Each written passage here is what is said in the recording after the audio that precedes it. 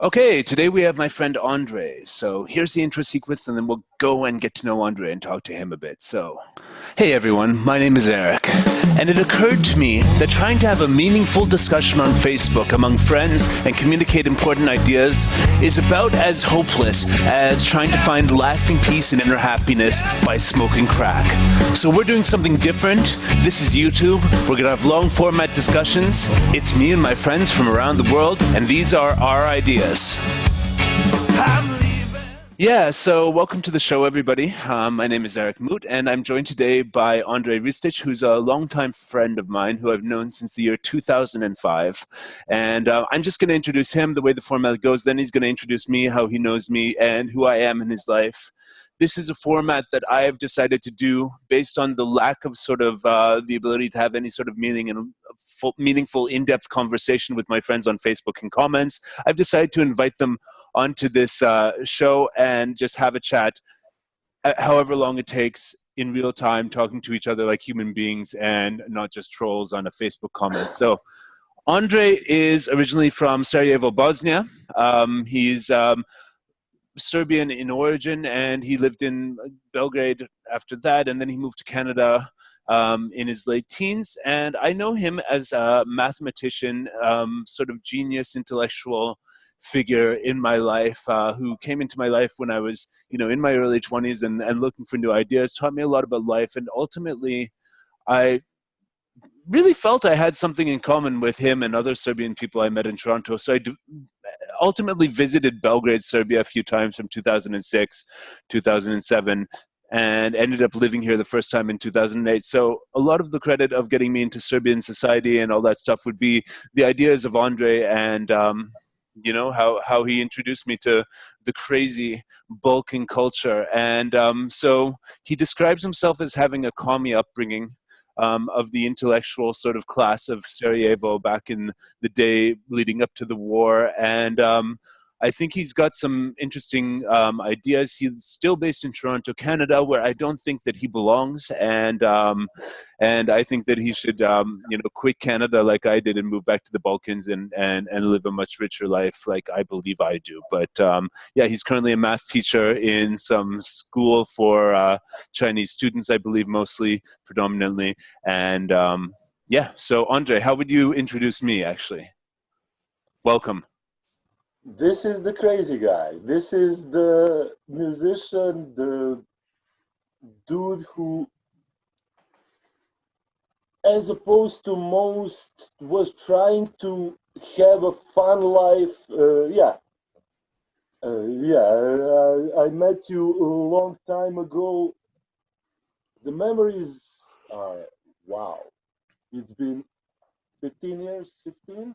Yeah. I actually think it wasn't 05. I think it was 04 when I met you. Possibly, somewhere around that. Yeah. What did we do? Just hang at U of T dorms and yeah, it was great. Talking about life, you were finishing your degree in math and psychology, was it? Or was it literature, math and literature. Right. Yeah, the ideas that you would have. There is a huge snowstorm, almost nothing is working, and you call me up and you say, hey, let's go drinking at Brickworks. Brickworks, for those who don't know, is a huge park. It's kind of a former brick factory in the valley of Don Valley where you can basically just go and, I used to walk around there, whatever, you smoke joints, whatever, you feel very free in that place. But I mean, why is that a crazy idea compared to as soon as I started living in Belgrade, I realized that actually that's the idea of fun of most people is meet your friends in the park for a beer. Yes. What the hell? That's normal stuff. And you were one of the few people I knew who you could call them up and say, hey, let's do something like that. And they'd be like, okay. Whereas everybody else wanted to know 3 or 4 days in advance when and where you're going to meet, how long it's going to take to socialize with them, and, what sort of food allergies they would be able to avoid in the restaurant that you want to take them to and stuff like that. So it's Canada, I knew I didn't belong there from, 2003 or even my late teens. I just knew that I wasn't going to be able to find myself there, and it took me until 2008 to finally make the sort of decision that I couldn't live there. And then it took me another 3 years to, make the decision to actually stop going to the place to make money. So I mean, but you were always this voice of like, so there was a certain type of socializing that I would do in Canada with my friends there, and it's a super uptight culture about certain things. Like when you look on a global scale, things like, for example, rights for homosexuals, which I support, really quite a lot, and I think that they deserve some place in society. But Canada's at the forefront of that. But if you look at stuff like how conservative it is about alcohol, for example, and anything about like drinking outside, or like laws about when the bar has to close and all that stuff, it's incredibly conservative. These last laws, I mean, who wrote them? Which ones? The ones of letting go of the lockdown. Yeah. Okay, so tell me about your experience right from the beginning, from March in Toronto and the Corona. The first thing I should tell you is when I first decided to bike, first time in the lockdown, when we all have worked, let's say, for 2 or 3 days from home. Yeah. I biked to Dufferin Mall. So for those who don't know, close to... Yeah, you live down in Etobicoke beachfront sort of area, right? So that's like correct. Half an hour biking or something? Yeah. Good 40 minutes, yes. Like 10 kilometers. But the point is, when you get into Dufferin Mall and you get close to Dufferin Mall, you see Dufferin Mall on one side of you, that big park on the other side of you. And in Dufferin Mall, the middle class is buying food, preparing for God knows what, World War III, you name it. Toilet paper. Toilet paper, huge bags of flour, that kind of stuff. And you see the families all scared, but they have money. And they're buying from those stores in Dufferin Mall. On the other side, in the park, you see bums from the street. Some drinking Listerine, some finding enough money to buy actual booze. And you see that contrast, and it's you have not experienced it for all your life in Toronto. You have not. Really? Okay. Yeah. So just to explain, it's just the worst part, the lowest classes of Toronto and the middle class, at one point placed right next to each other, and the contrast was huge. That was my first experience, really feeling it. Really feeling it. So yeah, it's and okay, how did the whole thing evolve in terms of the lockdown and like your life and ability to go outside and stuff like that? Well, in the beginning, I would say up until 2-3 days before lockdown was going to happen, people were saying, it's not going to be a thing. It's not going to be a thing. Then it was a thing. And it's still a thing, right? It's still a thing to an extent. I even went to work on Monday and Tuesday, official beginnings of lockdown, by subway. Nothing happened. Well, of course, nothing happens, because that's the thing about this thing. It's like it's not like there's like, well, now with these riots in the States, I guess there are people on the street who might, cause you some harm. But at that point, like the virus, it's such an invisible sort of theoretical sort of enemy. So how your own personal thought process, how did it evolve around the fear of getting sick, the fear of your loved ones getting sick, all that sort of stuff? Were you afraid or not? Up until the actual lockdown, I was living in my own bubble, not worrying about it. Okay. Then, what can I say? Afraid is definitely not the right word, but, gloves, masks, trying to touch trying basically just to introduce gloves and masks to my regular routines and trying to keep my regular routines. Yeah, okay. What I did notice was that the concept of people jumping the 2 meters away from you when you are closer than 5 meters. Yeah, I heard a joke about Finland or something. You know, like Finland is having a, you know, ending the 2 meter social distancing measures, so the people will go back to their normal 5 meters. So I figured that Canada will be somehow similar, you know, like, because there's so much space in Canada. Well, maybe not in Toronto so much, but still, it's a very suburban place where a lot of people don't actually go near anybody ever. And Yes. you know, and some Yes. people like have like, you know, drive everywhere in their cars, and so I don't know. And Every one of those things has stopped in Toronto. What didn't stop ever was cycling, running. I mean, right now, everybody is trying to be the fittest person possible. That's good. Uh, What's bad it, about that? it depends. There is some, I mean, yeah, that's good, but it's gone too much. There is some agony in it. That's how I see it. First time I've noticed it on the rides along the lake. What I was thinking was there is that Bruce Lee interview where he says, why did he choose the life path he chose? Was he had nothing.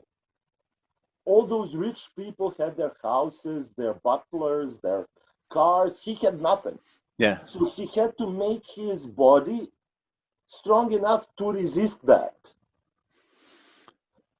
So you're saying that Canadian middle class, let's say most people in Canadian life are middle class, by even the rich people in the neighborhood I grew up in still behave very middle class by European standards. For example, how European, you know, rich families and aristocracies behave. That's not how the rich people in Canada behave. Everyone has this middle class mentality, which is very rooted in the Protestant work ethic, and that's kind of what makes the thing run. That's what makes it conservative, and why in the 70s they had laws that you had to sit down and eat a sandwich if you want to order a beer in a pub, and all of this stuff. And yeah. So you're saying that people now are taking sort of like masochistic sort of duty to exercise and train themselves, and there's a certain agony that comes from the fear of getting sick and fear of coronavirus, and they're sort of transferring their, because they feel powerless against that, then they take one area of their life that they can control, like the exercise, and sort of focus on,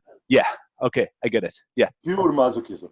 Like huge amounts of masochism. So, I mean, yeah, it's good because obviously, I mean, okay, it might not, maybe obviously would be too strong a word, but from my perspective, having grown up in Canada, eaten shitty food for much of my life, and, you know, having like an awakening around the age of 20 that I wanted to eat more organic, but still having like the compulsive and habitual urge to stuff my face, and being pretty overweight for a lot of my 20s and the first part of my 30s, and now having lost like 13 kilos over the last, you know, 2 years basically, I can say that probably the reason why the coronavirus is hitting North American society so hard is because of, you know, the shitty food that people eat, the bad nutrition, the processed foods, the food companies, like the food industry that just sells you the lowest quality crap, constantly get you addicted to all the processed sugars and carbs, and that's why, and the obesity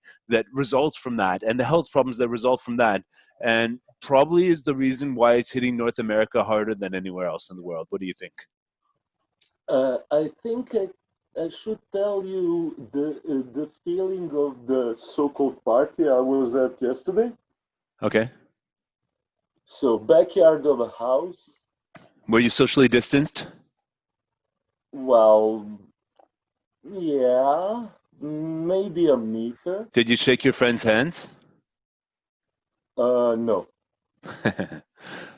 Well, friends is too strong a word. You are my friend. They are, acquaintances that I just recently met with Okay.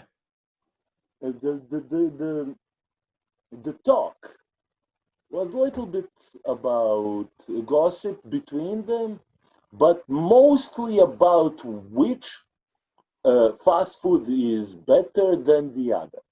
Yeah. Like 60% of the conversation was comparisons of different offerings of fast food restaurants and what's good and what's not.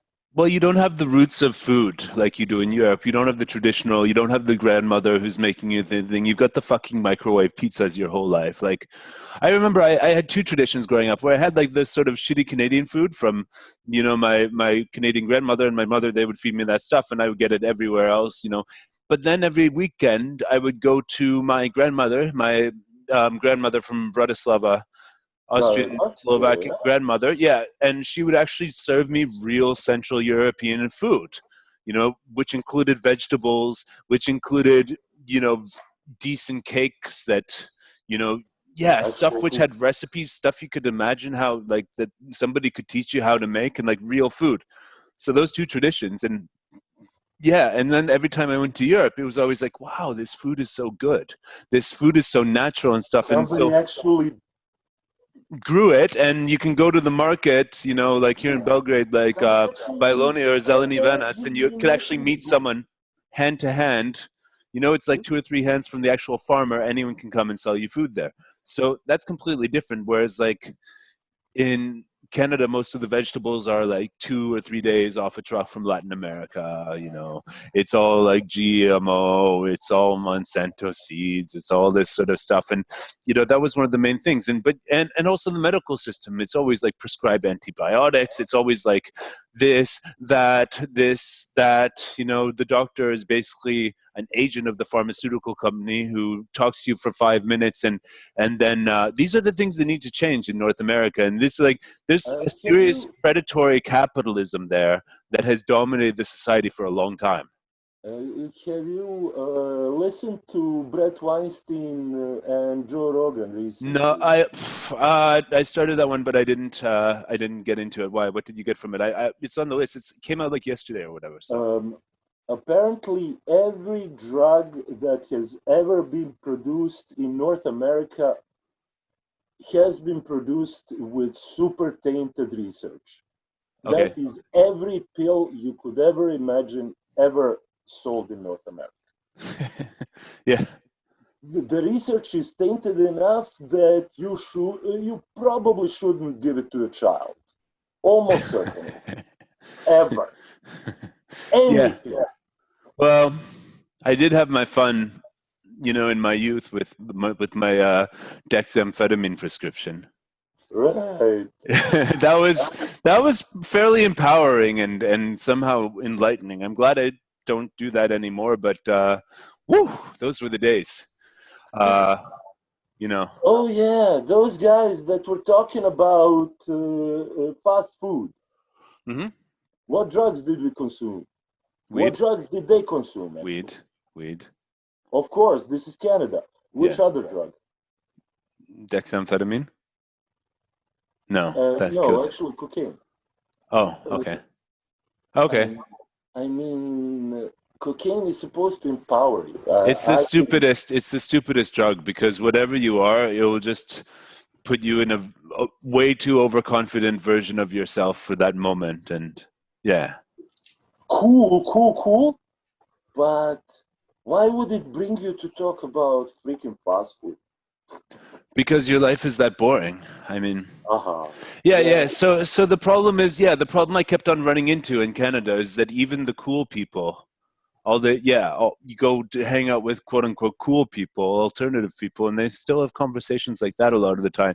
It's only once, like, I mean, the bubble got much better once we started, you know, those wild East parties and stuff. Right. Remember? And like we were actually marketing the whole scene as like something different for, you know, Eastern Europeans that were sick of Eastern European diasporas, and Canadians who were sick of Canadian life. We're getting both of those people and bringing them together, and everyone was like, wow, because I was Yes. never, and still the whole scene didn't end up being as satisfying for me as normal life in Belgrade. So then eventually, I remember one time Marchik was saying that you have to decide which place you're gonna, which side you're gonna be, because at the time I was living 3 months, 3 months, 3 months, 3 months, 3 months, 3 months. Right. I mean, I know the guy just wanted to get rid of me because he wanted the scene to run for himself, but basically it was true. I needed to choose Europe because Canada was not making me happy. Oh, I know. And I don't think it makes you happy too. You've just lived there for so fucking long that yeah. I think I can. We agree completely in what makes us unhappy in Canada, but I think I was able to take more of it in some aspects. Yeah, because you actually have But the then story that you Corona came from came, yeah, but and now I don't know. you came and you immigrated from another country where there was war and stuff. So compared to a war-torn country, and your last memory of where your home was fucking war-torn stuff with a few little random trips inserted since then. And so you came to and you had to succeed in the society as an immigrant, and well, you did somehow. But you know, me, I grew up as the first generation born in Canada in a remarkably stable and integrated social situation, but with also the richness and the idea of that there was the opportunity to go back to the old world and, you know, live a life which is somewhat more glorious than, you know, what was available to me in Canada, because there was a ceiling there. There was like a undeniable ceiling of life. What I could achieve, like financially, no. You can get very rich in Canada. If you make a business, it's super fucking easy to make, you know, some sort of business that's super boring, like insurance or, you know, you name it, have a corporate career. As long as you can churn one type of same product over and over and over, you can be rich. Yeah. But you have to be able to enjoy that boredom somehow. Well, okay, so I'm currently at the stage with my business where it is rinse and repeat, as they call it. Rinse and repeat. So all I need to do is keep on doing what I'm doing and my business is going to grow. But I started this business on my desire not to live in Canada, based on the idea of hiring people living in places like Serbia and Vietnam and Panama and you name it. So it's incredibly satisfying to rinse and repeat this one that brings so much value to people's lives and allowing them not to live in places like Canada, to have a good place, good life in these vibrant places that they happen to be already. So I would be doing the same thing with business if I was still in Canada. It's just I saw that the bubble of this remote lifestyle, that the fact that my life in Serbia could become a lot more like my life in Canada than my life in Canada could become like my life in Serbia. And all the good things in Serbia are still here. And now I have all the benefits of Canadian life, because, you know, now we have modern shopping malls. We have, you know, nicely designed restaurants and cafes, even nicer than anything you can find in Canada. And like the standard of living. That's easy. These guys don't have sense of aesthetics compared to Serbs. Go on. Yeah, but there's still the rundownness of Serbia, you know, that a lot of people look like. I did a piece today on the street about why there's so much graffiti, and even, you know, it's an interesting societal issue to look at, how the society's like got, you know, a lower murder rate than Canada, I think, and, you know, less violent crime, yet the youth find the need to run around and put graffiti everywhere on the streets. So that sort of stuff, and you know, yeah, it still is a poor country, and what I have created is a bubble of Western affluence in Serbia based on my Canadian values. So people might have a little bit of a point where that I am some sort of like neo-colonialist or whatever it is, you know. What do you think? Neo-colonialist, at this point, the words have no meaning. Colonialist is the one that exploits and takes more value than he gives it. I think I'm giving value to the people of Belgrade with my Belgrade Beat channel. exactly. Giving, it's all about giving value in both directions. And this colonialism, what I think is back in the old Yugoslavia, Yeah. you had a thing called dialectic materialism. You examine one thing, you examine its opposite, and then you figure out on a scale of that thing and its opposite, where are you located? Here, it's about power. It's about going toward one pole, as opposed to finding a balance between two poles. What do you mean? So Dialectic materialism. Dialecticism means two things. Exactly, knowing a thing and knowing its opposite. Okay, so all right. And moving between those. Okay, so the one people would probably be most familiar with is right-wing and left-wing politics. Sure. So you're saying that by analyzing the ideas of the right wing and analyzing the ideas of the left wing and finding yourself wherever you are on the spectrum, but it is the only proper way to do it. But these days, I find myself really in the middle of the spectrum, open to all ideas and how we can make this world a better place, and that each of those poles are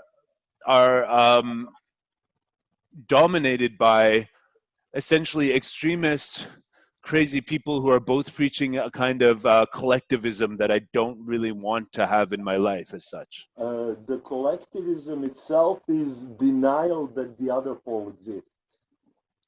Okay, so explain that in an example of nationalists versus left-wing social justice type people.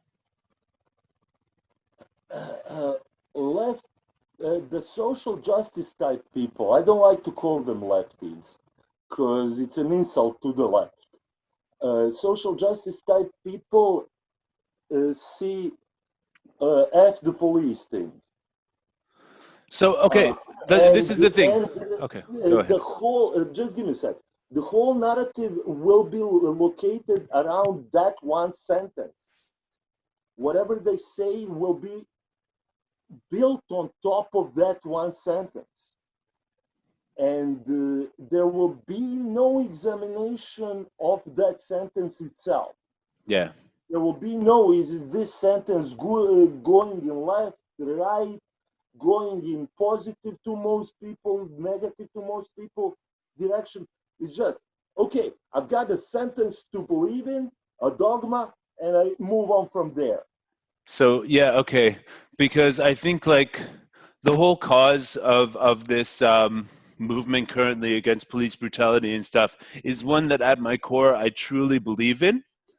I truly believe that, especially in the United States, that there's sadistic authoritarianism that permeates all the ranks of anybody who's working a job like passport control, anybody who's working a job like police officer. They have this part, and it's encouraged, and it's a part of their culture as authority figures in the United States to feel like they're better than other people and that they can look down at them and treat them like dirt. And this is, you know, has been really obvious many times when I'm crossing the US border, the way that they ask questions. It's been obvious watching the behavior of police in New York City, for example. I mean, I did get something different from California when I went there, that they were a little more relaxed, but normally like American authority figures are brutal, and that's me as a white male, and black people probably have it so much worse, especially. Absolutely. Yeah, absolutely. So the point is good. And so they put this good point out there, but then they make it dogma, and you know, like I agree with the point, but I want to discuss more, you know, that's the thing. Yeah. The original points that get put out cannot be discussed. Everything afterwards can. But who decides what is the original point? Yeah. So what's the epistemological root of this thinking? It's authoritarianism or some sort of, you know, cultish dogmatism. It's collectivism. Absolutely, it's collectivism. It's the whole idea. Think about occurrence of rock and roll. Yep. For that, what did you have? You had people in suits going to work, women waiting for them at home, perfect organization, not quite Soviet, but a traditional culture. And then rock and roll showed up and gave one split, and that gave another split, and after. So rock and roll, I feel like rock and roll split from the traditional culture into a more individualist culture where it's like, fuck the family, I'm going to live my own life as an individual. And it's like, yeah, but that's forgotten. but then, yeah. What is remembered is rock and roll did the split. Yeah. Why and how, nobody cares anymore. Now another split is to occur, and another, and another, and another. After billion of splits, who knows what the other person is saying anymore? Well, it all comes down to the message of either you as an individual agree with the message or you don't, or you're part of a collective that stands for this message or you're not, right? That would be the two ways of arguing. Like from individualism, it'll be, do I believe? We assume that they believe in a story. So you think that the mistake here is actually assuming that the people who are leading the collectivist mobs actually believe what they're saying and they're not just sociopaths or something? No. They believe in a list of dogmas. It's different than a story. Okay. List is not a story. Story has beginning, middle, end. List has just facts. That's a difference that is happening. What do you mean? So what's the story? What's like a list of dogmas? Like a story that I grew up on in Yugoslavia was fighting the Nazis. Story that and how partisans came to be the victorious ones. Story that somebody who grew up on Bible would be the Jesus's life. That's what I mean by story. So a cultural narrative. Yeah, the cultural narrative. Yeah, exactly, that thing. I would agree with calling it that, absolutely.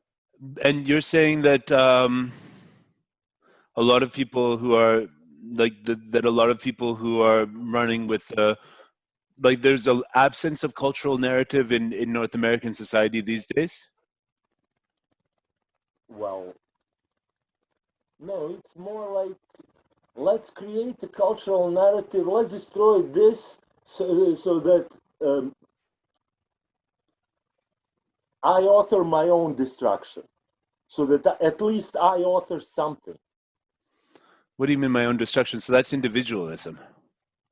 Like I of want course, to. America is individualist. No, the point is. No, but I think what we're seeing now is the transition of America from this sort of orange individualism on spiral dynamics. That's what I'm referring with the colors. Orange individualism into green sort of collectivism.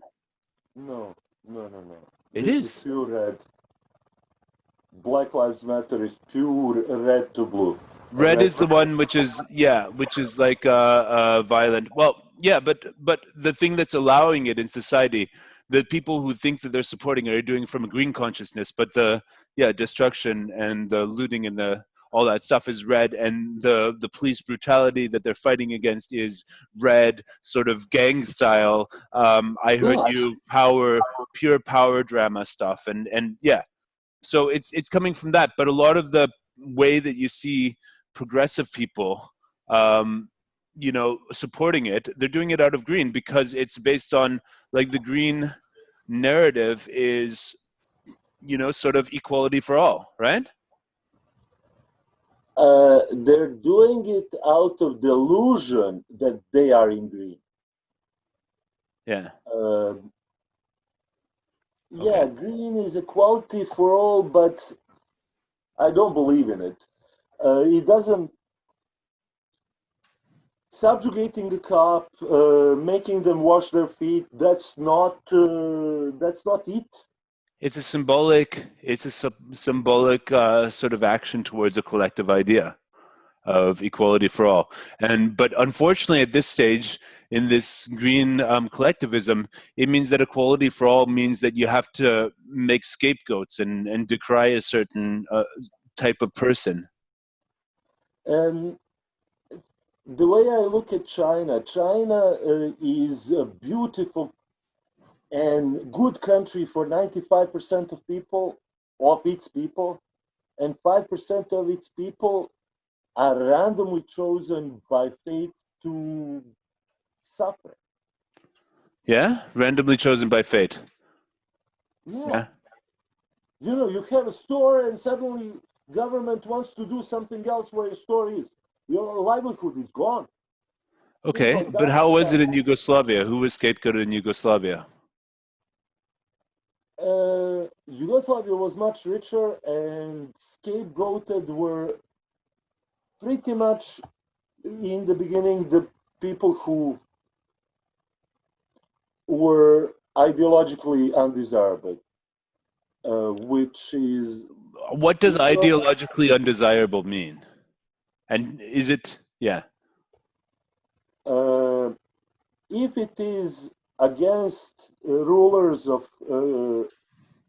country and the provinces, that was it. The rest was workable. So isn't that very similar to what you see with cancel culture today, and wanting to censor No, people? no, no, no, no, not at all, not at all. Well, it hasn't gotten to that stage yet. Why not? There was 7 people. If you try to touch them, you get canceled. But everybody else, everything else was free. What do you mean 7 people? Tito and leaders of the provinces. So they were the worshipped partisans who freed the state and made the wonderful benevolent dictatorship of Yugoslavia, so-called, and they set that up, and everything else was permissible. What about religion? If you can shut up about it, you could go to church. I went to church like once a year. Yeah, I have this saying, which I got it from somewhere, but I altered it to my own thing. Like, spiritual and personal societal beliefs it's like having a penis. Only bring it out if you're sure that the other person wants to see it. Right? And that was essentially the rule, right? Because this is what I say to people when they want to work for my company and they keep on telling me about veganism, or I have one guy who's an anti-vaxxer, and the business model of going out into the world and hiring a bunch of different expats in different countries means that you're going to get a few weirdos, and ultimately you're going to get to know these people. Some of them you like them and you want to work with them, but it's just like, dude, like, we don't want you posting on the company chat about 5G and coronavirus. Sorry, man. Don't show that shit. We just, if you have friends on your Facebook who want to see that stuff, cool. Just not here, because it's antagonistic and divisive, and we're trying to Exactly. maintain working relationships so everybody can get what they want, i.e., money and a career out of working here. So yeah, Yeah. yeah, Exactly. That makes sense. yeah. Leave that elsewhere. Yeah, exactly. That makes sense. And so what I think, yeah, everybody should have conversations like this where they express their ideas and have the opportunity to expand on their ideas, bring them out, play with them, see which ones of them break. See, when you're Yes. discussing stuff, is like, I have this idea, let's bring it out. And then you might say something that's like, wow, I wasn't quite right about that idea. And you just thought that way. And that's why I really don't like what's happening on this Facebook thing. Like, because there's so many different factions of people. I have got all these different people on my Facebook, and there's such a cynicism towards other people and any sort of belief, and a whole culture of shaming other people as well on Facebook. And that's why I'm starting this channel where we're going to broadcast conversations like this, because actually Yeah, because this is conversation, and that was just. memes. It's just memes going against each other almost. I always think of it as punching. You don't want to punch somebody in the face, but instead you say something that is equivalent to that. Yeah. Yeah, and I also have a problem with some of these people, who actually do advocate violence in some cases. They think that violence is justified. Um, I read for left-wing that, causes. And yeah, everybody, that will always exist. What what's the did I place? do? No, but no, maybe it Okay. won't. Maybe it won't. The world got a lot less violent over the last 60 years since World War II. You know, like people are a Yeah, lot more skeptical of violence as a solution for anything. but I would pull Jordan Peterson here Okay. and say that also in the 60s you had next to no divorces, next to no children in single parent homes. Now that situation is what, 55% on this continent? Yeah, but at the same time, like, I think it's the same cause. It's doing what you say good, and it's doing this as well. but for I'm not example, sure. homes, like if you're going to bring the example of homes in, like homes in the past were a lot more violent. Domestic violence was a lot bigger of a Let problem me see. in the past as well. And it's not just because somebody grows up without a father or without a mother or with whatever situation that they're going to be violent. It's based on the values that they get from the society. And I think that the values that we're getting from a society, at least in terms of respecting other people's physical space and stuff, is a lot better, and that violence is not as much of a thing in the common, and it will decline completely. Like, Um, but I don't know. Just like in 1939, was it, when did the World War II begin? yep, September. There was certain situations leading to it. Yeah, This feels poverty. unfair.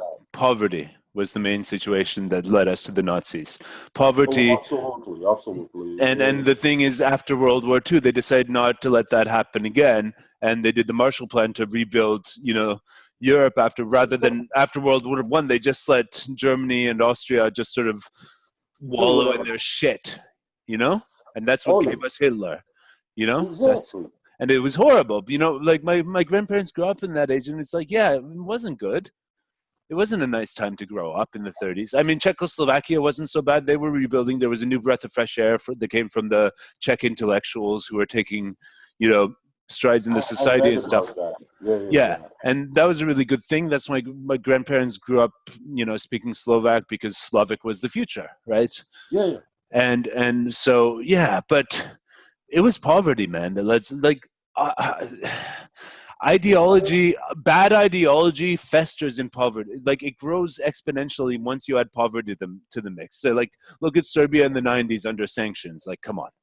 That's Oh, of course, of yeah. course. I mean look at any sort of place where it's getting richer, like China, you have Mhm. less nationalism, less stupid dogmatic religious shit. You have like as societies and the spiral dynamic system supports this, you have less. So how do you get America there? Because obviously there's all these people in America right now who are not at the financial or philosophical level of education and lots of different levels of development that allow them to actually not go and riot and burn shit down. How do you get them there? Because I think that this whole thing that's happening in America right now is more about classism than it is about racism. What do Oh, you think? I would absolutely agree. It's all about classes, and it has nothing to do with race. Nothing. A little bit, yes. A No, little bit. I mean, whole black problem is within the problem of the class. It's a subset of the problem. That's what I mean by it. It's a subset of the problem, yeah. Yeah. Yeah, yeah. Like, Whole Black Lives Matter thing. Yeah, well, it's a subset. and yeah, it's a subset of the problem of class warfare in America and the whole predatory capitalism of America. You know, even it seems really extreme, even being from Canada, right? Living in Canada, you look at the system down there and it's like, shit, that's really unfair. You don't have medical insurance and you break your arm and you don't have $3,000, but you get a bill for $3,000 that's going to follow you around for the next 10 years. With people calling you up all the time saying you owe $3,000 just because you broke your leg and went to a hospital. And in most parts of the world, that would cost like $150, $200 to get full treatment, including x-rays at a private hospital. And there would probably also be a state hospital where you could get it done for nothing with worse service. That's most of the world versus America where, yeah, and in Canada, you know, the service is kind of mediocre. from the public system, but at least you don't have to pay for it. But it works. It works. You know what you're getting, and it works. Yeah, and yeah, the Canadian system is pretty bad though, because the doctors can still make up to $400,000 a year, which I find a little bit excessive. You know, it's like a private system that's paid by the government, whereas like, for example, in some countries, like you're a public doctor, that actually means that you're getting paid a state salary, not a capitalist within a state paid for system. Described to me, every time you go to a Canadian doctor, what you have is quite often they will measure your weight. The fact that they have measured your weight is about $80 to them from the government. Yeah. Then they will measure your temperature. The fact that they've done that is another $80 from government to them, and so on and so forth. And they check mark each of those, what they have done to you, and boom, they're rich. Exactly, and it's incredibly, and they're also agents of the pharmaceutical systems as well. I mean, $80 to measure your freaking temperature. For example, yeah. And let's also talk about that. What kind of racism and or classism, xenophobia was there in that situation where we tried, and I found a doctor. So for those who are listening who don't know, Andre had a ex-wife, and she came to Canada in 2008, and I used some of my connections to find her a doctor, a really good doctor at one of the best hospitals who would take her as an intern. And in the end, she wasn't able to work as a doctor, even though she was fully qualified. And it seemed to be some sort of xenophobia that she was like an immigrant from the Balkans. And what was it?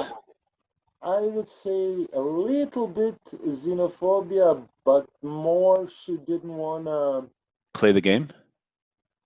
She didn't want to soften up. Everything had to be super correctly Serbian way done. Oh, so she wasn't willing to take the Canadian ways of doing things enough. Correct. Okay. By that I mean things like be more polite to that patient, or things like say please. Okay. I had problems with saying please when I came to Canada. Why did you have that problem? Because that's one of the main things about being an immigrant in Canada. If you can learn that shit, please, thank you, sorry, and say those things compulsively, then you're in. You're Canadian then. But if you can't learn those things and you want to take your attitude and your way of communication from home, and this is where I think a lot of people misunderstand you in Canada. If you want to take that stuff and you want to behave how you were at home, you're not going to fit into Canada. But if you're willing to sacrifice a little bit of your balls, a little bit of your character, and a little bit of your courage to fit into Canada, then you'll be able to do it. And your culture is going to die a little bit. You got to put that shit in the freezer. You know, like you deep freeze your traditional culture to be a part of this postmodern sort of society of Canada, right? You know how Serbs are, they're not, they have more aggressive stance. Yeah.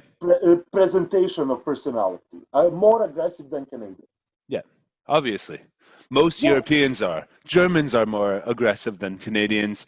Even people from fucking Norway and Sweden can be more direct and aggressive. It's only British people are just a little bit less than Canadian, telling it like it is. And, you know, like the whole British Isles where the Canadian culture comes from, yeah, they really have that way of not saying what they mean. And that's why it's the same in Canada. That's what I never liked about Canada, is like you had to say what people there was a perception that people wanted to hear a certain type of thing, and you had to say that sort of thing even though it wasn't true. And that's the part of Anglo culture that I absolutely resent. It goes against everything about me that is Slavic and everything about me that is German. Those two things, Exactly. And that's pretty much you. and so like learning when to shut up my mouth is an important skill that I've learned in life. When not to say what's on your mind, but to say something different than what's on your mind when you're asked about something. I can't do it. And luckily I found my way in an industry which is tech support, where the shit either works or it doesn't, and it's all about like actual functionality and you know, proof in reality.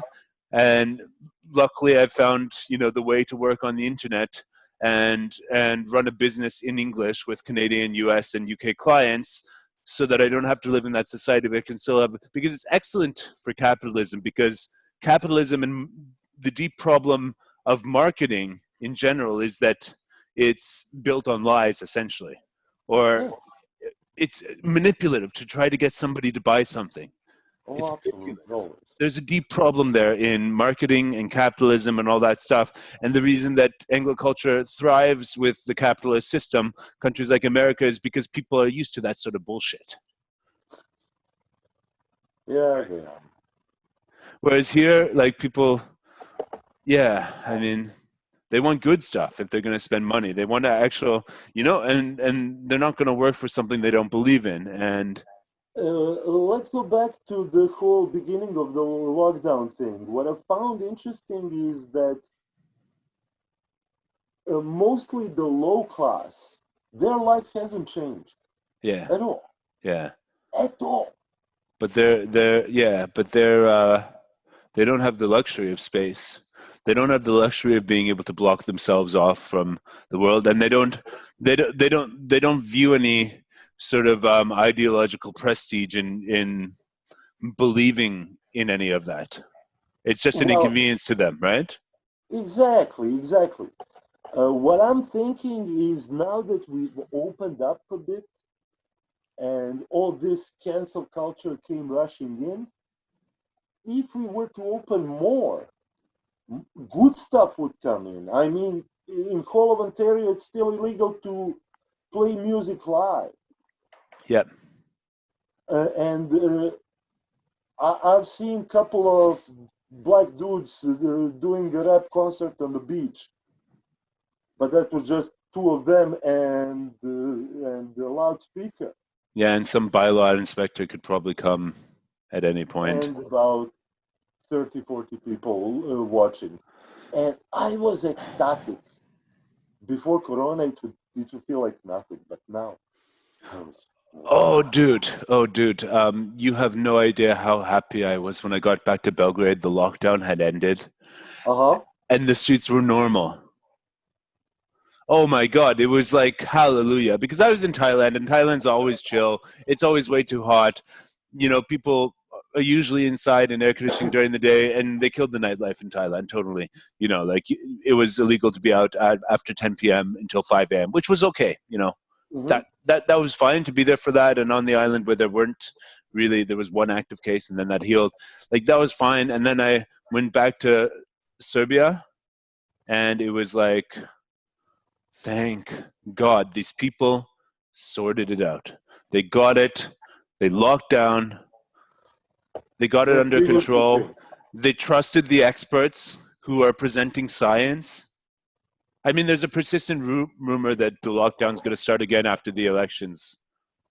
But there's a persistent rumor here as well that September, October, it's happening again, baby. Yeah, so I don't know. We'll see what happens. But I mean, all I can tell you is see what's happening in the United States. More of that.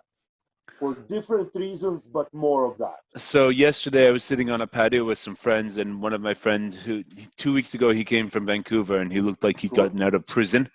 Because sitting on the patio and looking at all the girls of Belgrade walking by and all that stuff, it's like, whoa!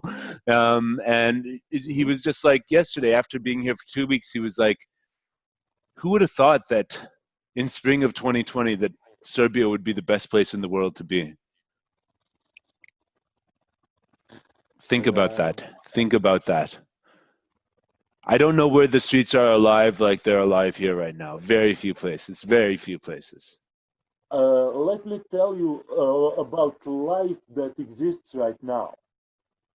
If you go further north amongst the houses or buildings, there's nothing. Yeah. Along the lake, there is always somebody. The beaches have opened, so there is a lot of people in swimming costumes doing their thing. But as soon as you move up north, it's locked down. And they swim in the lake now? Yes, they're That was swimming. never a thing during my time. It was, yeah, you were touching on this. Yeah, it's like, don't swim in Lake Ontario. The doctors won't know what's wrong with you. You know, like, Will it be a new tail, second face on your butt? yeah. God knows. Well, that's good to it's good to hear. But yeah, I don't know. This is like it all sounds like the stuff I saw coming in North America. Let's face it, since like 2001, this sort of authoritarian behavior of specifically the American regime and government, you know? So like the Americans were always like since 2001, September 2001, they were like full power authoritarian type of government, not like a authoritarian dictatorship, but an authoritarian government that was going to have Yeah, its way. Clinton made laws for that to be possible. As soon as he was done, it began like that. Yes. So I saw North America was going in that direction, and also just like the whole way that Canadians like the Canadian lifestyle, I realized it wasn't for me compared to the more European stuff I tasted on my travels. And I left in spirit in 2007, moving away in 2008 and spending half the time there in a transition period of 3 years. And then for the last, like since 2011, for the last 9 years, it was June 2011, like absolutely nothing. I haven't lived there, haven't visited for more than 2 weeks at a time. And just seeing that all the stuff in North America that I was actually frightened by in terms of the society and the political correctness and the way that people police each other has now just gone so far that it's I can't even recognize the place anymore, like ideologically, like because it's just morphed into this this Yes. sort of thing. I mean, seeing that, it's like, wow, I really made a good decision to move away and try something else. I have read a great concept. Basically, the fact is that about 55% of marriages end up in divorce here Yeah. on this continent. Okay. What's that mean? That means that the lesser competent partner of those marriages got some alimentation or some kind of cover.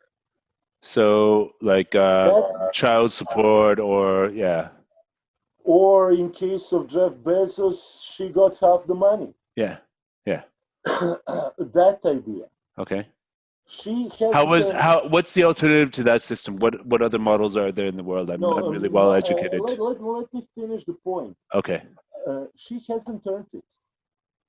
None of those 55% of less competent partners have earned it. Have got a ton of money. Okay. So they don't know what to do with that ton of money, and they are obviously incompetent. So what are they doing? They're supporting SJW shit. Are they? That's my theory. All right. Based on what I have read. I don't really. Yeah. Okay. I don't know enough about it. In most cases, yes, I would say. Not all of them, of course. Never what all motivates them? I mean, because I don't think if you're rich, because when you're divorced, rich, okay. That Russian girl is a great example. Rich, divorced. She doesn't have a drive to do stuff. Exactly. So why support a movement if you don't have a drive? No, but and then there was we were at some pub up in North Toronto, and there was something about NDP. Okay. It was like watching the transformation of a soccer hooligan. Like ideological possession. Yes. She was possessed by the ideology. Correct. And now, what's NDP ideology these days? I'm kind of out of touch because, well... they are desperately trying not to do intersectional, even though they mostly are. That's their What do you mean idea. intersectional? I'm not familiar with the term. Intersectional comes from law, and it has permeated whole of North American culture.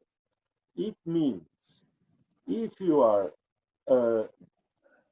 gay, you will get some oppression. If you are black, you will get some other oppression. But if you are gay and black, you will get both those oppressions. Therefore, you need to be helped more. So who has more oppressions on top of them needs to be helped more. So you're talking about identity politics, basically. Oh yeah, oh yeah. And the sort of hierarchy of oppression. So the NDP essentially is like that. The NDP is desperately trying to maintain last vestiges of true leftism, but most of the population is that. Okay. Yeah, exactly. So where there's no actual true intellectual tradition in Canadian politics anymore, is there? Well, there is. It's just nobody cares. Nobody listens to a story anymore. Nobody, cultural narrative doesn't exist. But it's because the culture is like too rich, isn't it?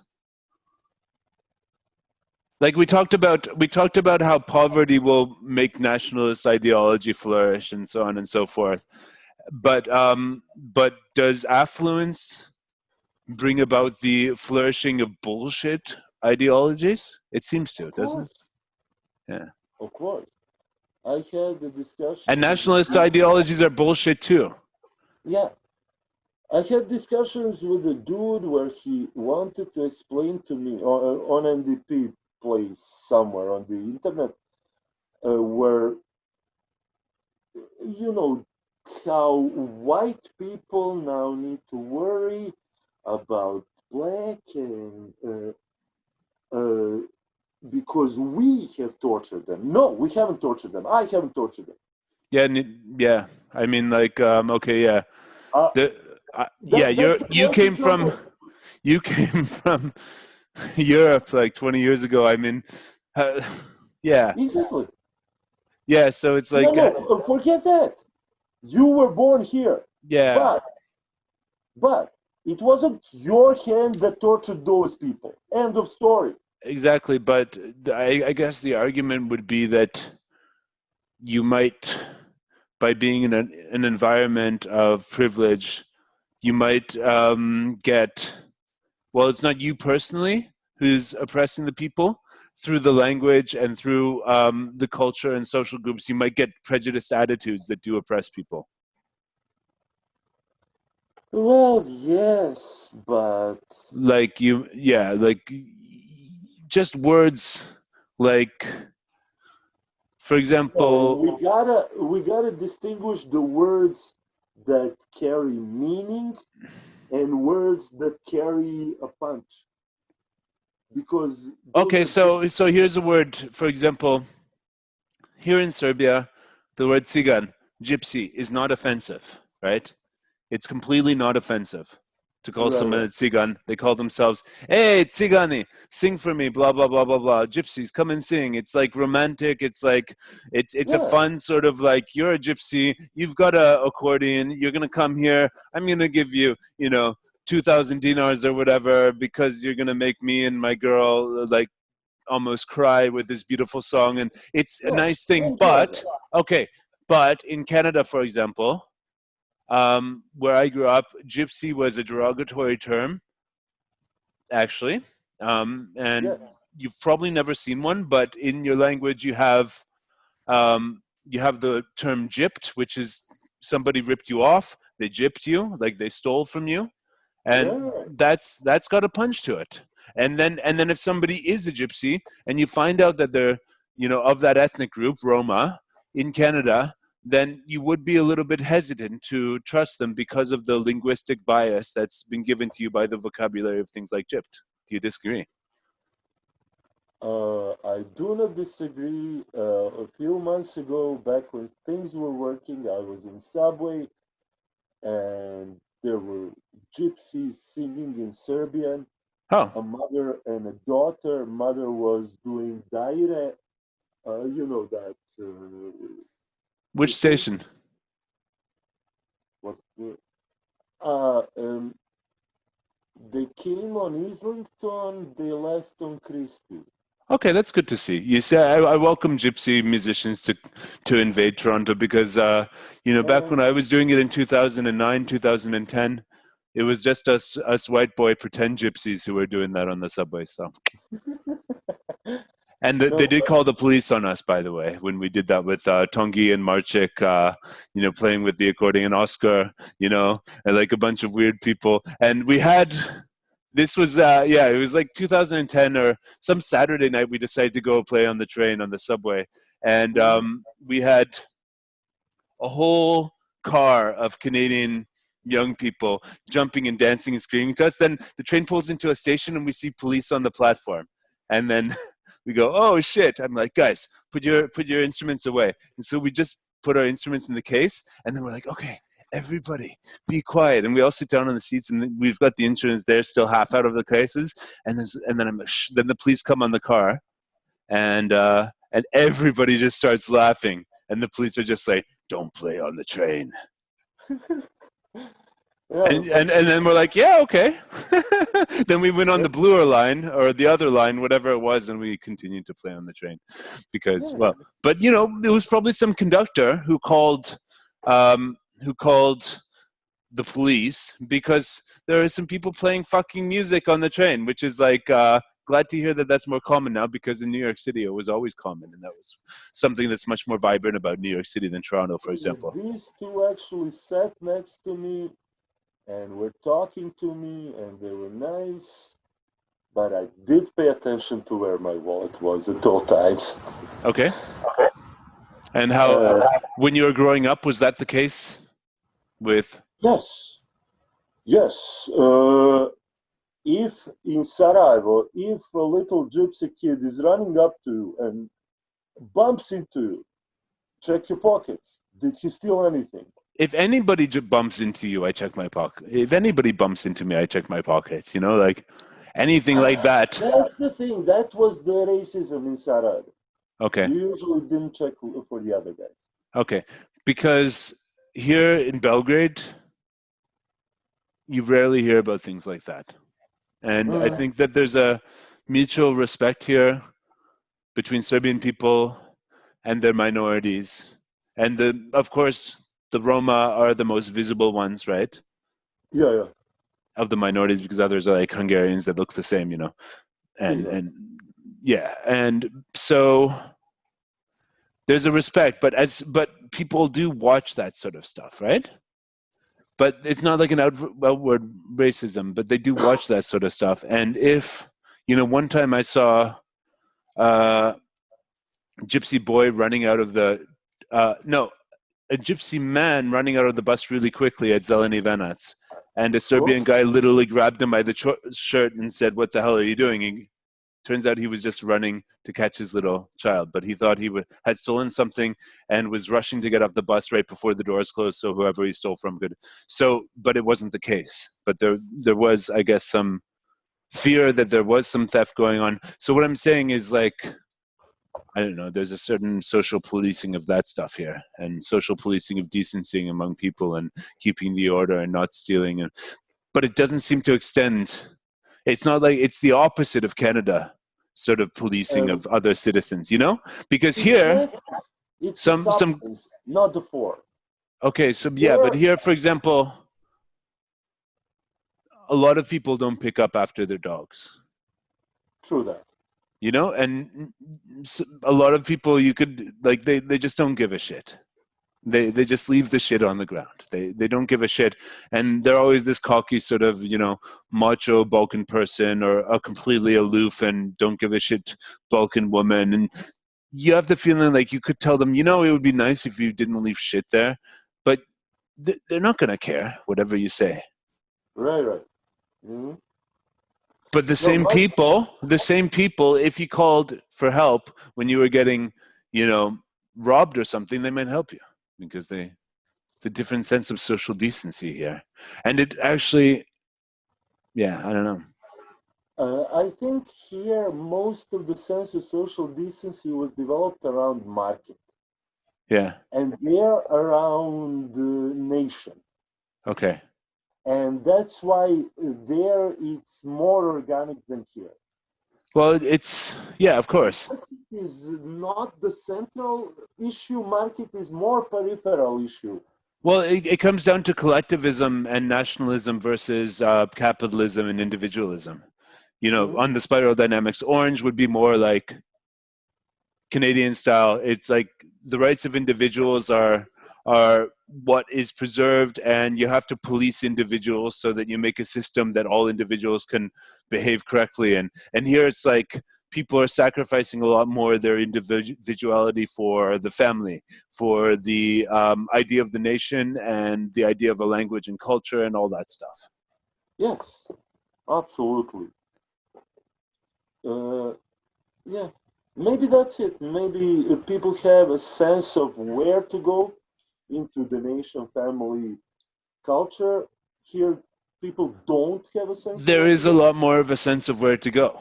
And there is a lot more, there's a lot less existential crisis here, I think, about people's personal lives.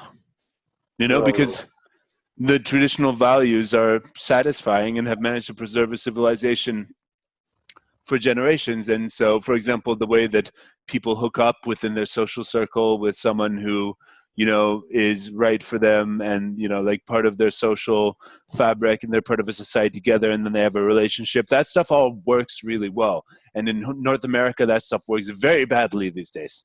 Very, very badly. I feel, because of the weight on individualism.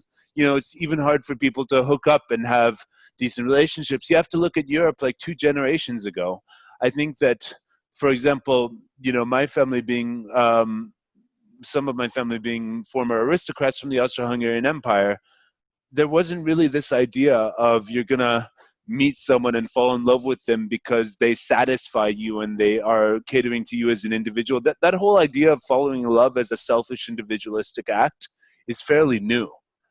You know? Oh, yeah. Like it's like 2 or 3 generations old before, like, yeah. Because actually, marriage was a sacrifice to family before. Now people are leaving marriages and putting children's futures at stake because I'm not happy. And that could happen to you or I too. We might make that decision because it's supported, it's accepted that if you're not happy, you leave. Whereas like in the 20s and 30s, like for example, when my grandmother got divorced, it was only because her husband was cheating on her that she was able to do that. For example, it wasn't because she wasn't happy. It's because, yeah, it was because he was like, yeah, not being a good, he was not doing his duty to the family, you know? Absolutely. That thing that you were describing, from what I have read, occurred during creation of trains. Of what? Of railways. Because if you look at the literature, first romantic literatures, where did they happen? On a train. On a train? The hair just flew against the backdrop, and every single romance novel from circa 1800 is all about trains and romance on trains. As a metaphor for leaving one's culture? No, as literally that's how things happen. Because of introduction of that many railway lines, people started seeing other cultures. Yeah. And that thing you were talking about started breaking down. The whole thing of being a part of a traditional culture broke down because of international travel and stuff like that, whereas before it was a lot more. Yeah, okay, that's interesting, but where does that leave us in the 21st century?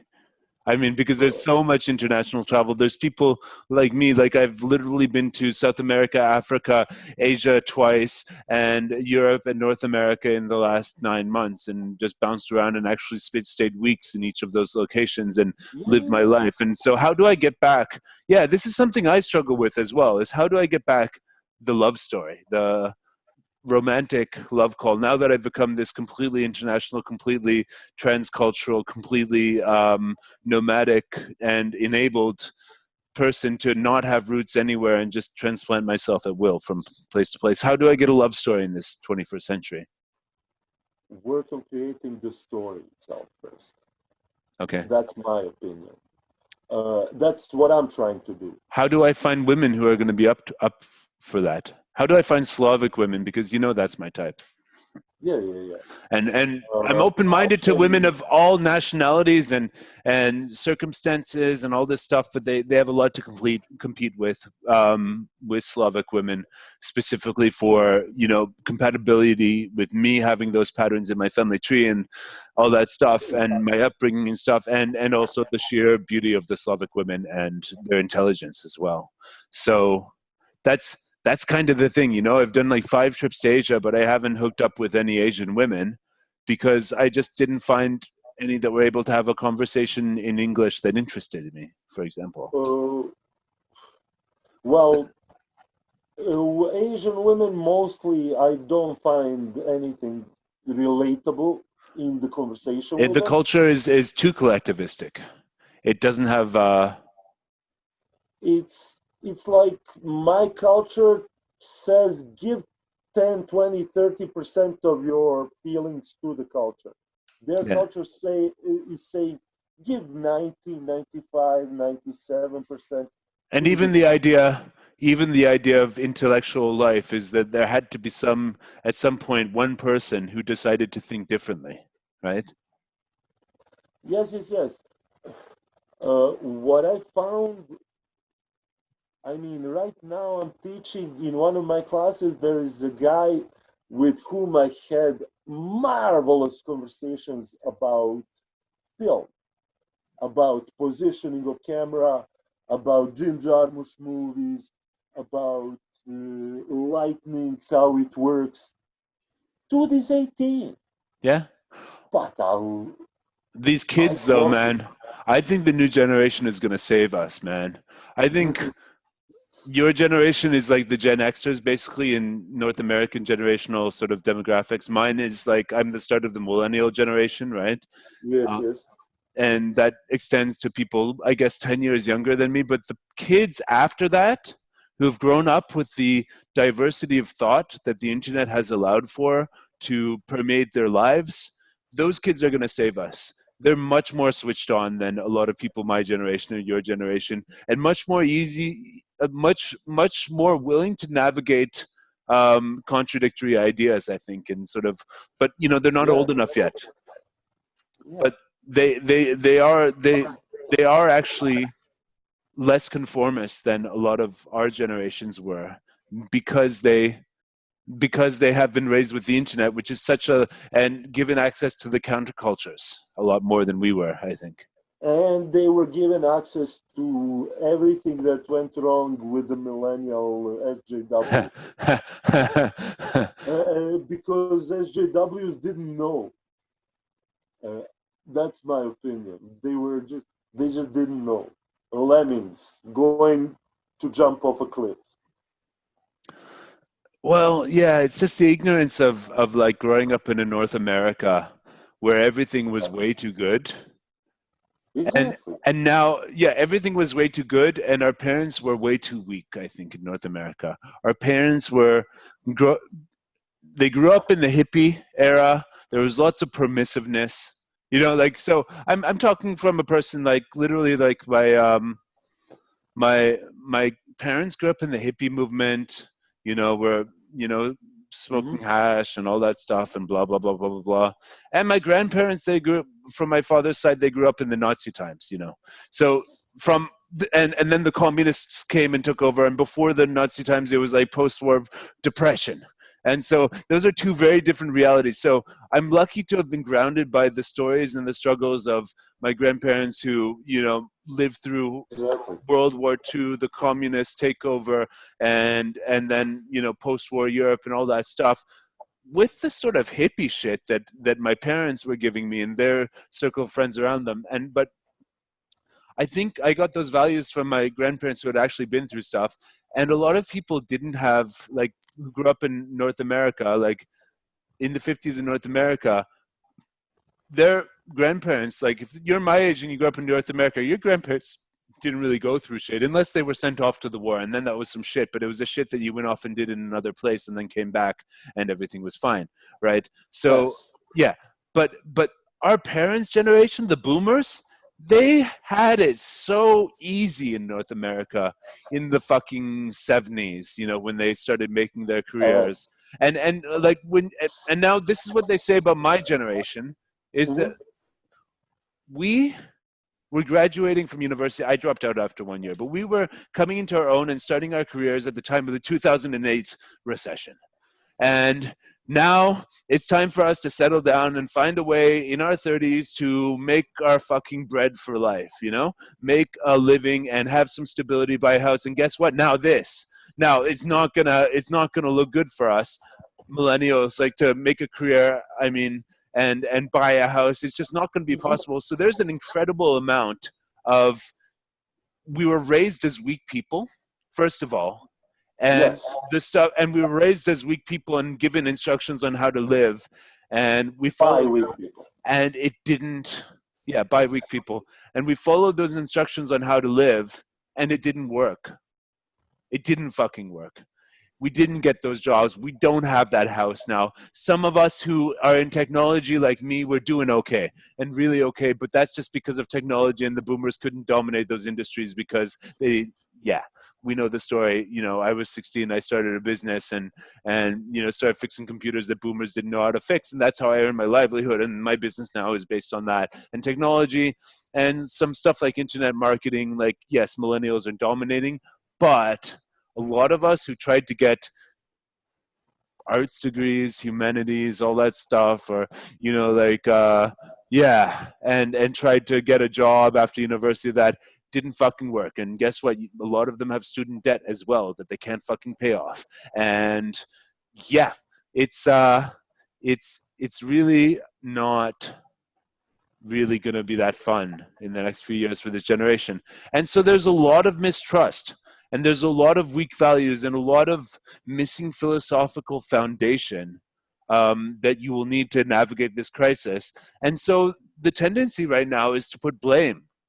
Like, it's not my fault. And so maybe it's not our fault that, the whole thing didn't work. But rather than pointing a finger and that, the society is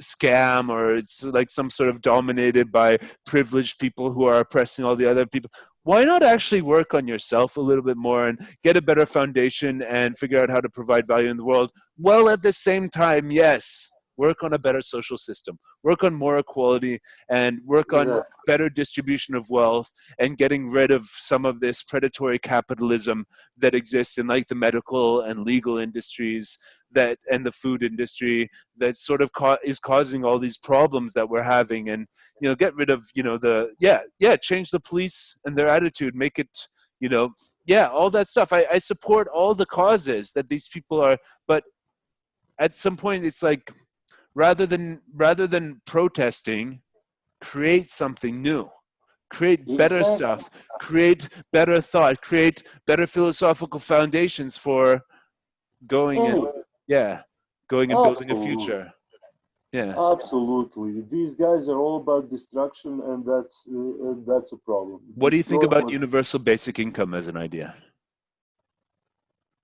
It can be exploited in a negative direction. It might be all right. It might not.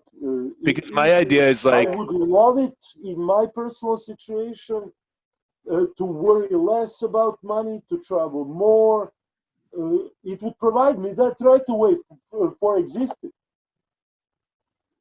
But your own work could provide that. But you've actually got a profession of teaching now online. Yeah, so. No. What I mean is universal basic income. Yeah, I got professional teaching now online. Okay. That's an actual teaching is happening online as opposed to before. I'm liking that, but teaching online, there are things that you can't do. Like what? Which is right now I'm talking to you. You can't hit children. Sorry, I couldn't resist. That's a good thing, right? No, but right now I'm talking to you, All right. and it's going smoothly.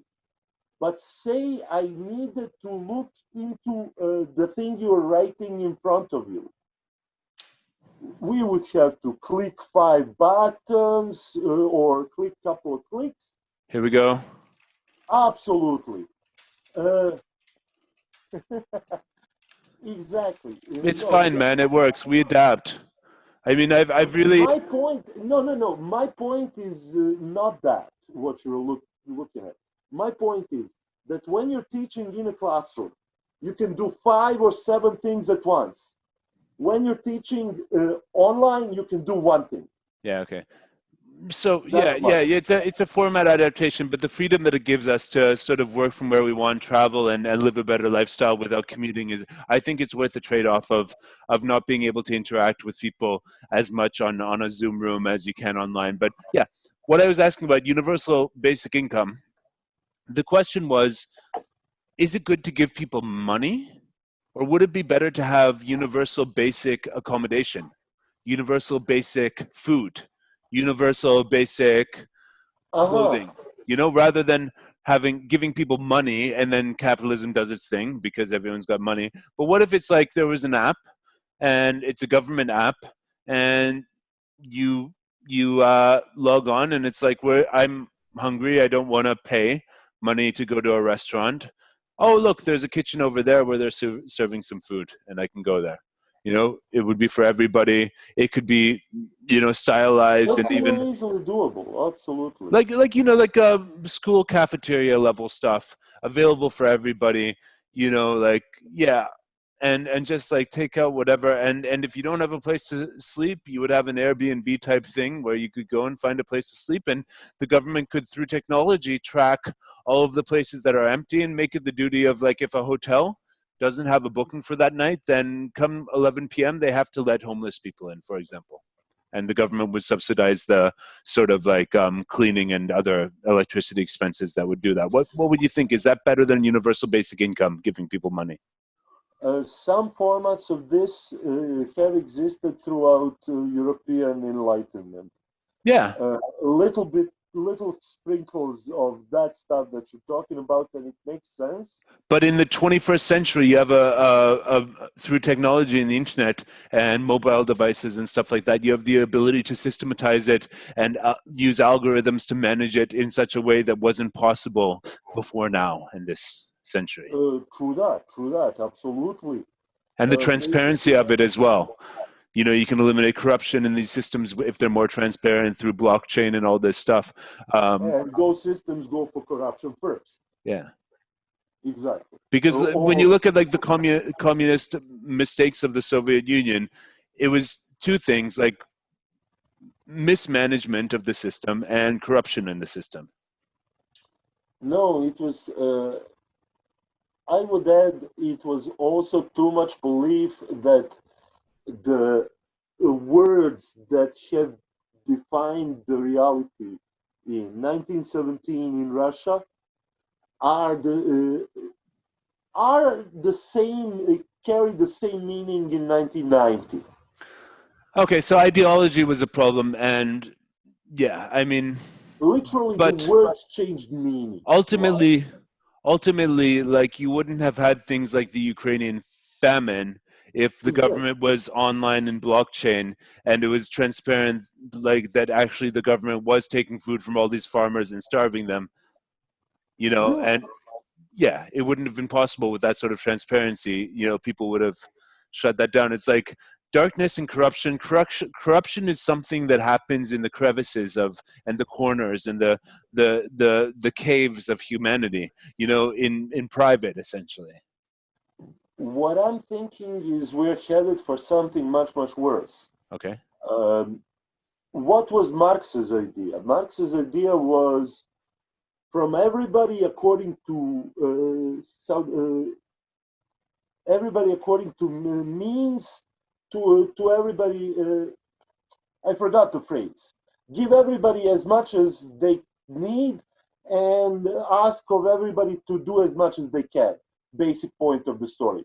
But Okay. there is much nicer phrase that Marx has Yeah. said. As on the opposite side of him, you got Ayn Rand. She was about capitalism all the way. What does it mean, capitalism all the way? It means that the richest people are going to dominate and get richer and take from the poorest people, isn't it? That would be all the ways. Like the person. Hers was much worse. Hers was that we should evaluate monetarily every interaction that you and I that you have with everybody. So transactionalized friendship. Everything, transactionalized everything. Prostitution would obviously be very popular. Exactly. Okay. So that was her idea. So that's sort of the opposite of Marx. And I'm afraid we're going toward her notion. Microtransactions where the government's going to start taxing you for walking on a certain sidewalk, and it's going to be like 1/1000th of a dollar to walk on the sidewalk there, and the incentive plus 1/1000th of a dollar if you walk on the other side. Okay. Right? Yeah, the social credit thing, incentives, and yeah. Okay, yeah, but I think if that system is managed correctly, and there's privacy laws like GDPR in Europe that give people rights to their data and which systems they're participating in, and fines for companies that abuse that. I mean, it can be all right, but what's really,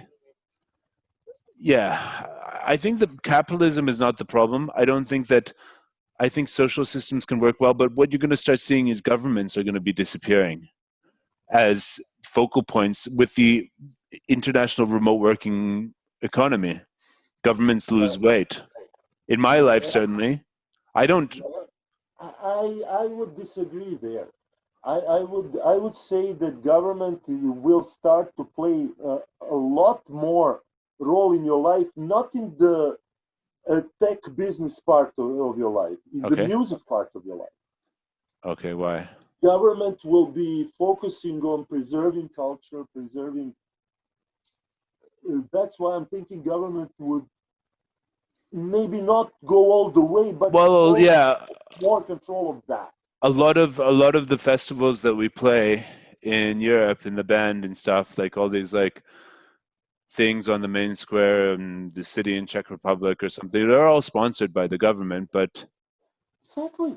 But why not? I mean, why not? I'm not saying it's wrong. I'm saying because the capitalism is going where it is, there will only be more of that government involvement in the music part. Yeah, I don't know. Yeah, I've lived the last years of my life having as little interaction with the government of the country I live in Serbia as possible, because it's better that way always. Yeah, just make the money in dollars or pounds and convert it into. Don't go against the law, just go aside from the law. Yeah, and pay the taxes that I need to get the residence permit to live in this country, which I do, and then off you go. You live your life. I pay into the government health system, but I don't even have the book that you need to go to I just go to the private hospital here because it only costs like $20 to get a checkup with a private doctor here. So. Okay. Yeah, I remember dentist was super cheap back in Serbia. Yeah. Okay, so when are you coming back to Serbia? Come on. I have no idea what I'm doing. Come on, man. The borders are open. You can come. This next week is mostly about finishing the semester. Okay. And then I have no clue. Well, the Serbian border is currently open. You can fly in here with no quarantine. if you want to see what life outside of the matrix and the lockdown is like, might be tempting to spend a month here this summer. What do you think? Oh, it would be tempting very much so. I would have to connect it to, if I am able to score a job that I can, I don't believe this school will survive. So I would have to look for another job in September. Well, you're closer to Chinese time zones in this part of the world. And there's bound to be, I think, those specialist Chinese schools for English teachers who have like, or teachers who can teach in English who have a specialty like math, they pay like more. Like I heard some guy here is teaching Hungarian because his grandfather taught it to him, and he's making like $25 an hour, an academic hour, teaching to Hungarian to Chinese students. Doesn't that sound good? From what I'm seeing, working 20 hours a week, which means working 30 hours a week, because you got to prepare. Academic hours, so 30 academic hours, yeah. And then, by my calculations, if you worked Canadian thousand for 2 semesters, so that's actually 700. If you could get 25 an hour for doing that, that's $750 a week. If you work 30 hours, and that's enough in Serbia, like you could, if you were really budget conscious, that 1 week could pay for your whole month in Serbia, right? And if you work 4 weeks, then you have 3,000, which is more than money you could possibly spend here. But whatever. Look it up, man. Look it up. The online job. Okay, yeah. So things are going to change. It's time to move online with your work. So as a math teacher, so. I got him. Anyways, this is a conversation to have more offline. So thank you very much for recording this with me. I hope the people will enjoy this, and it's a great first episode for what I want to build and get my friends into a dialogue that's not just stupid Facebook comments. So thanks a lot, Andrej. Anything else you want to finish with? Nothing too smart. Okay. Well. Comes right now. Yeah. Cool. Well, thanks a lot. I have enjoyed this. That's definite. Okay, stay on the line. I'm just going to stop the recording now. So, yeah. I'm just going to go. Okay. Catch you later, everybody. I'll be right back with you too, Andrej. I hope you enjoyed this first episode and that you enjoyed listening to me and Andrej talk about the issues of our times. Catch you later, guys.